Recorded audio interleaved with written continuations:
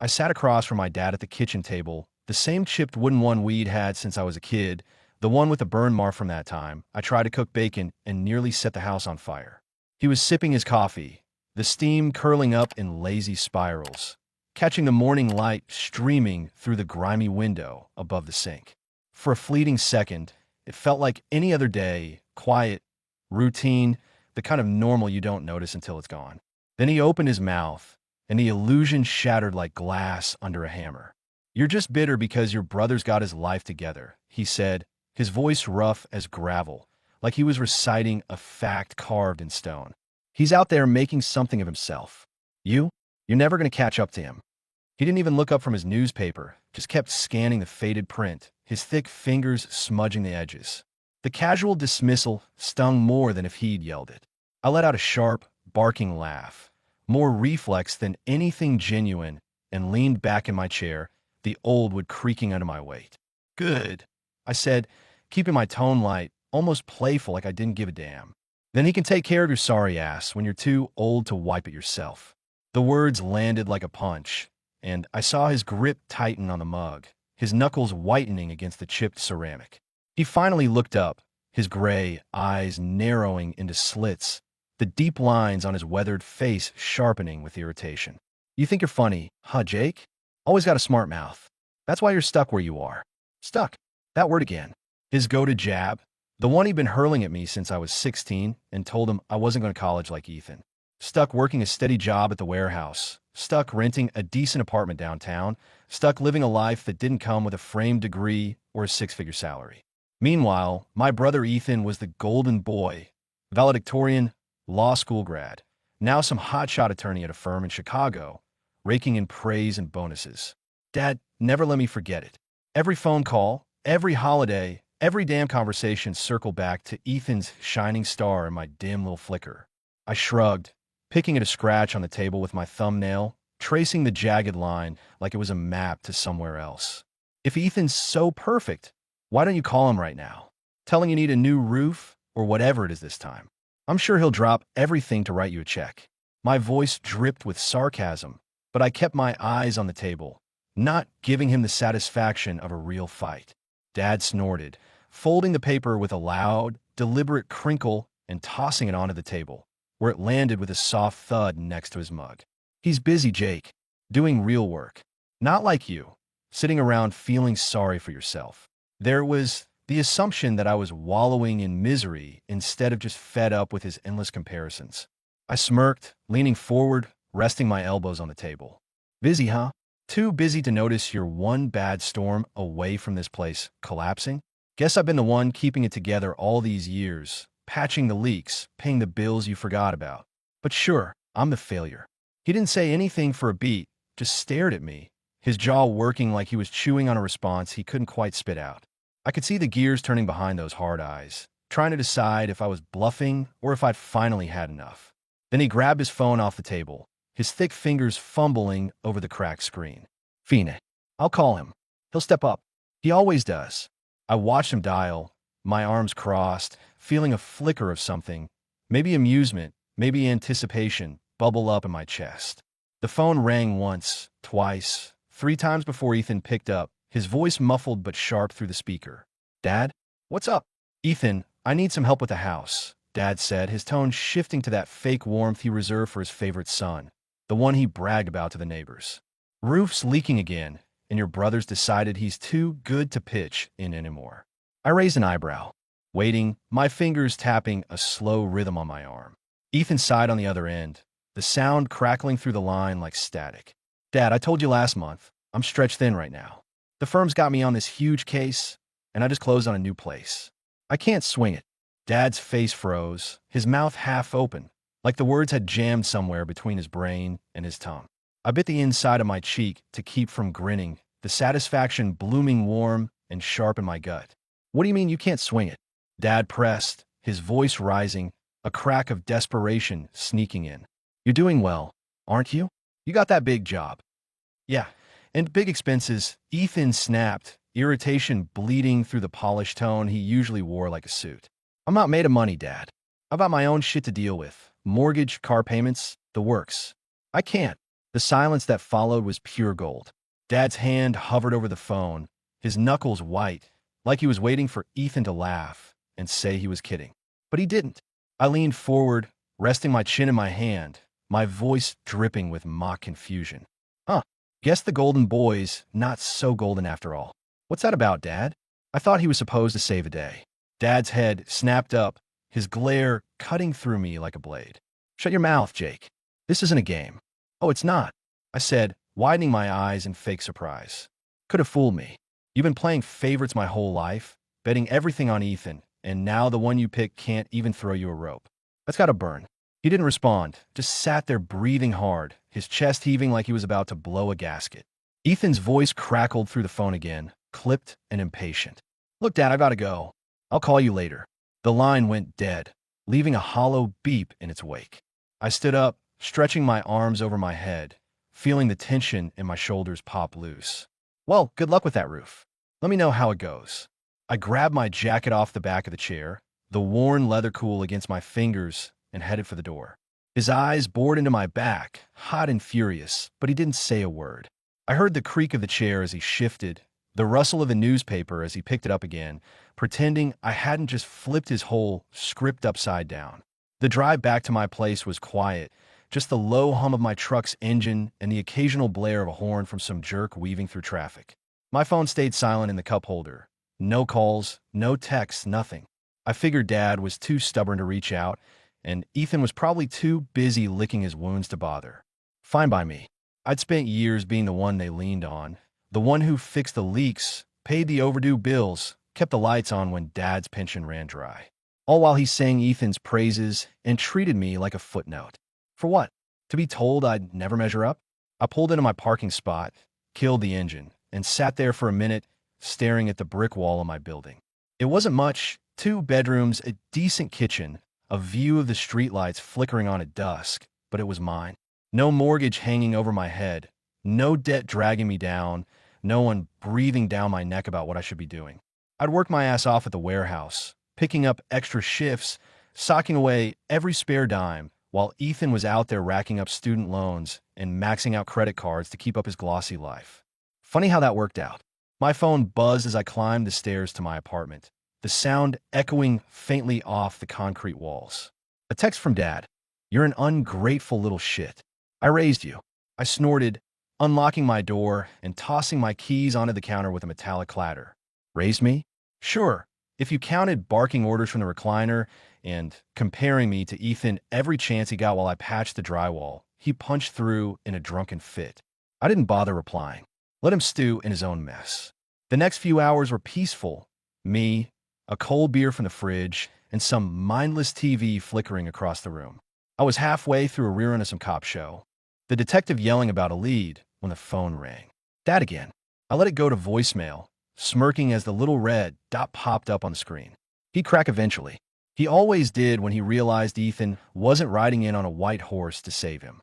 Sure enough, 10 minutes later, another call. Then a text. Jake, we need to talk.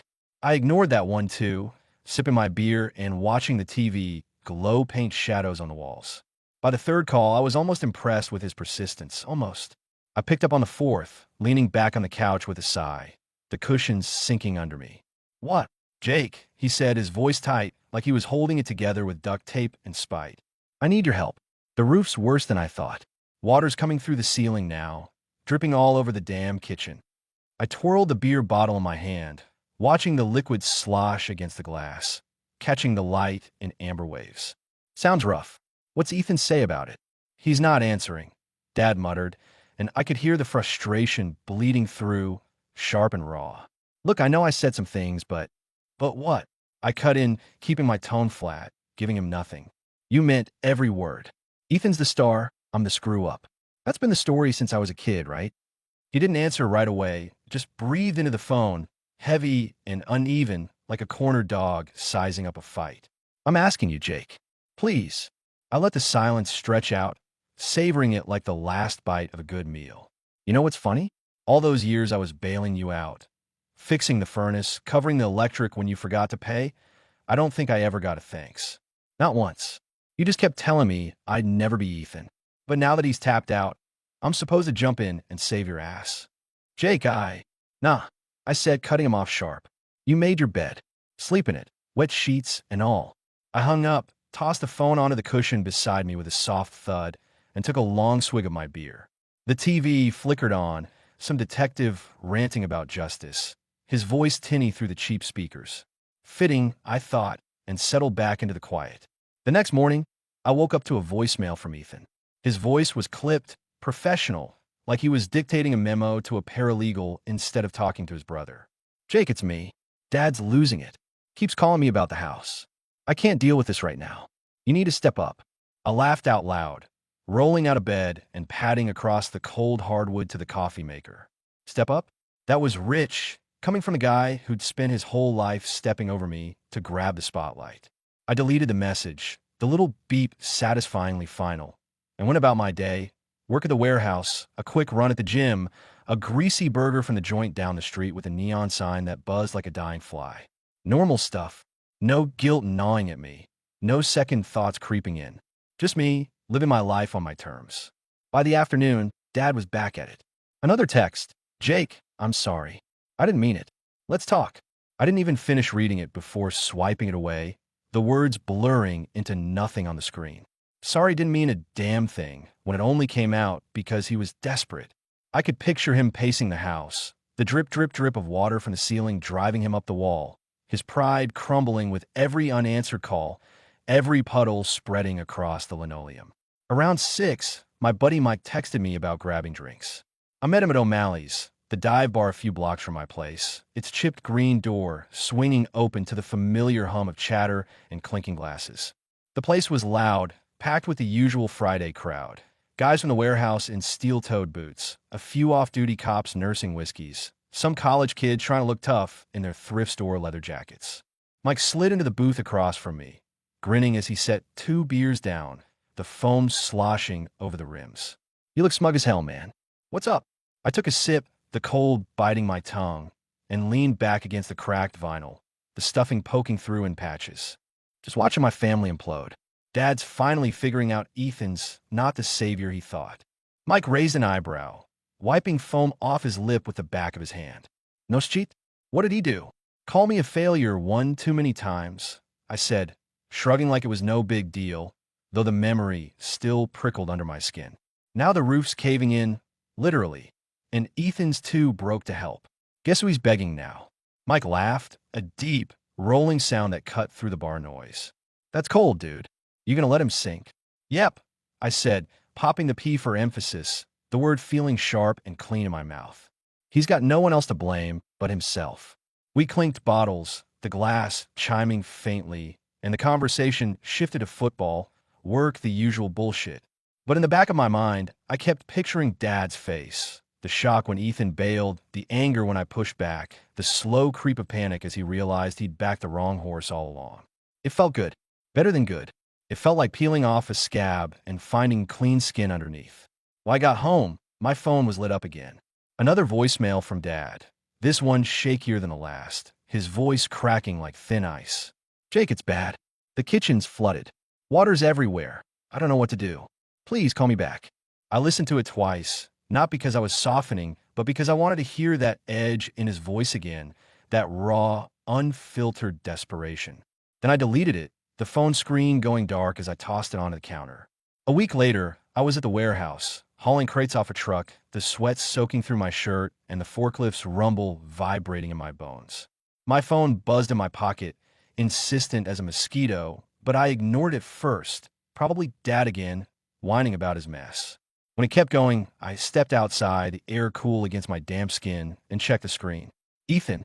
I smirked, wiping my forehead with my sleeve, and answered. What now? Jake, you win, okay? He said, his voice tight, like he was forcing the words through gritted teeth. Dad's a mess. The house is trashed. He's crashing at some shitty motel because the water damage is too bad to stay. You happy now? I leaned against the warehouse wall, the concrete rough and cool against my back, and let out a low chuckle. Happy?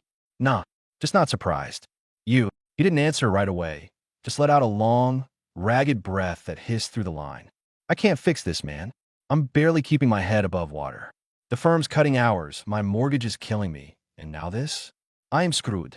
I almost felt bad for him. Almost. His perfect little life, lawyer suits, downtown condo, Instagram-worthy vacations, was cracking at the seams, and I could hear it in his voice, the strain of holding it together. Sounds rough, I said, keeping my tone neutral, giving him nothing to grab onto. Guess you should have planned better. Fuck you, Jake, he snapped, but there was no heat in it, just exhaustion like a balloon deflating. You're really gonna let him rot in a motel? He's got you, doesn't he? I shot back, smirking into the phone. Oh wait, you're broke too. My bad. He hung up without another word, the line going dead with a soft click. I pocketed my phone and went back to work, the rhythm of the job, lift, stack, repeat, drowning out the noise in my head. Ethan's empire was crumbling. Dad was finally facing the music, and me? I was just fine. Better than fine.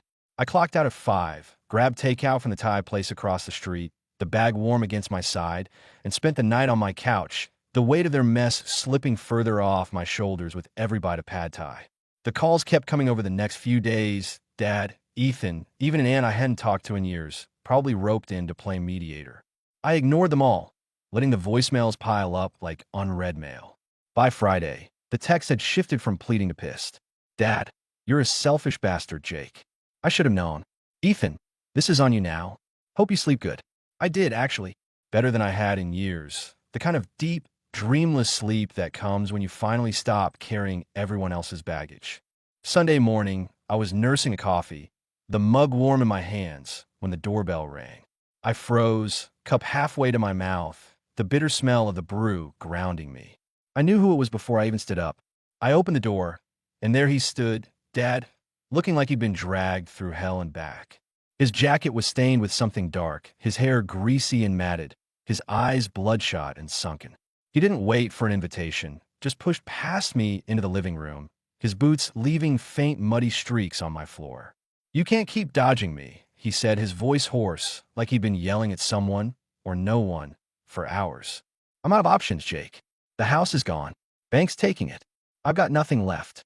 I closed the door, leaning against it with my arms crossed, the wood solid against my spine. And he spun around, incredulous, his hands balling into fists at his sides. And I need your help. You got a place, money. You can't just let me crash and burn like this. I tilted my head, studying him, the way his shoulders hunched, the way his voice cracked on burn. Why not? You let me burn for years. Told me I'd never be Ethan, over and over, like it was my job to chase a shadow. Guess what? I didn't need to. I'm the one standing here with a roof over my head, and you're the one begging. His face twisted, a messy knot of rage and desperation, his lips trembling like he couldn't decide whether to scream or break. I'm your father, Jake. You owe me. I don't owe you shit, I said, stepping forward, my voice low and steady. You picked your favorite. You rode his coattails till they frayed. And now that he's tapped out, you think I'm your safety net? Nah, you're on your own. He stared at me, his mouth working like a fish out of water, no sound coming out. Then his shoulders slumped, and he sank onto my couch, the springs groaning under him as he dropped his head into his hands. I'm sorry. Okay, I screwed up. I shouldn't have said those things, any of it. Just help me, please.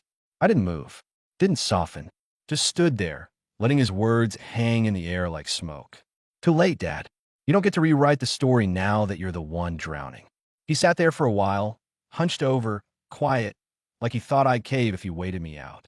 I'd seen that play before, him sitting in silence, letting the guilt build until I cracked and fixed whatever mess he'd made. Not this time. Eventually, he stood up, shuffling toward the door like a man twice his age, his boots scuffing the floor. Where am I supposed to go? He muttered, more to himself than me, his hand hovering over the doorknob. Dunno, I said, opening the door for him, the hinges squeaking faintly. Maybe Ethan's got a spare couch. Oh, right, he's broke too. Tough break. He shot me one last look, anger, shame, fear all tangled up in those bloodshot eyes, then walked out, his steps heavy on the stairs. I shut the door, locked it with a satisfying click, and went back to my coffee. It was still warm, the steam curling up in faint wisps. I took a sip, letting the silence settle around me like a blanket. No pounding on the door, no yelling, no desperate pleas echoing through the hall. Just quiet. I figured that was it. He'd slink off, find some cheap motel, or crash with a buddy from the old days. I was done. But the next day, Ethan called again. I almost didn't pick up, my thumb hovering over the decline button, but curiosity, or maybe boredom, got the better of me. What now? I said, skipping the hello, my voice flat as I leaned against the kitchen counter. He's in my place, Ethan said, his tone low, strained, like he was talking through a clenched jaw. Showed up last night with a duffel bag and a sob story about how you kicked him out. I can't do this, Jake. My condo's barely big enough for me. And he's a wreck. Keeps talking about how you abandoned him. I snorted, grabbing a beer from the fridge and popping the cap with a hiss. Abandon him? That's rich. What's your plan then? Kick him out. I might have to, he admitted, and I could hear the guilt creeping in, thin and sharp like a splinter. I can't afford this. I'm already behind on payments, mortgage, car, everything. If I don't figure something out, I'm losing it all. Sounds familiar, I said, smirking as I took a sip, the cold washing over my tongue. Guess you're not the golden boy anymore. Jake, come on, he snapped, his voice rising, cracking at the edges. This isn't funny. He's our dad. We can't just. I cut in, my tone sharpening like a blade. There's no we here, Ethan. You two made it real clear I was the spare tire. Good enough to fix shit when you couldn't be bothered, but never the one who mattered. Now that you're flat, don't expect me to roll in and patch you up. He didn't say anything for a beat, just breathed into the phone, ragged and uneven. You're really this cold, huh? Learn from the best. I shot back, my voice steady, unyielding. You and Dad wrote the playbook. Treat me like shit, lean on me anyway, then toss me aside when the shine wears off. I'm just playing by the rules you set. He hung up, the line going dead with a soft click, and I tossed the phone onto the counter, the clatter loud in the quiet apartment. For a minute, I wondered what it looked like. Dad camped out in Ethan's fancy condo, probably sprawled on some overpriced sectional with a beer in hand, Ethan pacing the sleek hardwood floors, trying to figure out how to keep his life from imploding. I could have pictured it, the tension thick as fog, but I didn't bother. It wasn't my circus anymore. A month later, I heard through a cousin that the house was gone. Foreclosed, sold off to some flipper who'd rip out the guts and slap a fresh coat of paint on it. Probably turn it into one of those cookie-cutter rentals for yuppies. Dad was still with Ethan, the two of them barely scraping by, and Ethan's firm had laid him off, budget cuts or some corporate bullshit. No more high-rise office with a view, no more big cases to brag about. He was freelancing now, taking whatever scraps he could scrounge, while Dad nagged him about finding a real job like he used to nag me. Poetic in a twisted, messed up kind of way. I didn't reach out, didn't check in. I kept living, work, friends, a trip to the coast I'd been putting off for years, the salt air sharp in my lungs as I watched the waves crash against the rocks. My apartment stayed mine, my money stayed mine, and my phone stayed quiet. No more guilt trips, no more demands clawing at me. Just me, finally free of the weight they'd piled on since I was old enough to notice I wasn't the son they wanted. One night, I was out with Mike again, shooting pool at O'Malley's, the felt table scratched and faded from years of spilled drinks and bad shots. The place was buzzing, laughter bouncing off the walls, glasses clinking, some old Springsteen track blaring from the jukebox in the corner. I lined up my shot, the cue stick smooth in my hands, and sank the 8-ball with a clean, sharp crack, the sound cutting through the noise. Mike cursed under his breath, grinning as he fished a crumpled 10 from his wallet and slapped it on the table. My phone buzzed in my pocket, but I ignored it, savoring the win, the weight of the cue in my grip. It buzzed again, and again. I sighed, stepping back as Mike racked the balls for another round and pulled it out. A number I didn't know. I frowned, wiping chalk off my fingers, and stepped outside, the cool night air hitting my face as I answered. Yeah. Jake, it's Aunt Carol. The voice said, shaky but familiar, the kind of voice that used to mean cookies and Christmas cards before everything went sour. I know you don't want to hear this, but your dad's in bad shape. He's been staying with Ethan, and it's a mess. He's drinking again, worse than before.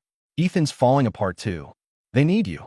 I leaned against the wall, the brick rough against my shoulder, and stared at the neon sign flickering across the street, its pink glow buzzing faintly. Need me? That's a new one. What happened to Jake's the screw-up? Ethan's the hero.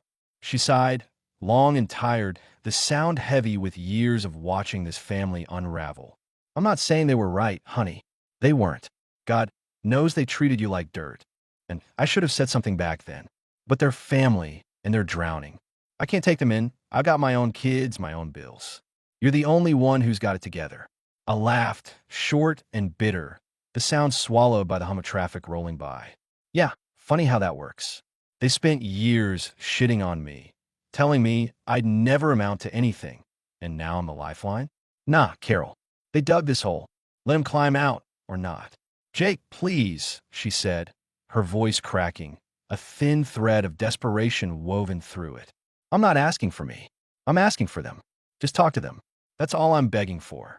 I rubbed a hand over my face, the stubble rough against my palm, the night air cool on my skin. I'll think about it. I lied, my voice flat, and hung up before she could push harder. I didn't think about it.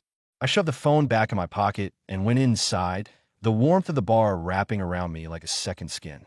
I racked the balls, took my shot, the crack of the cue ball echoing in my ears, drowning out the faint buzz of my phone as Carol tried again. I didn't pick up.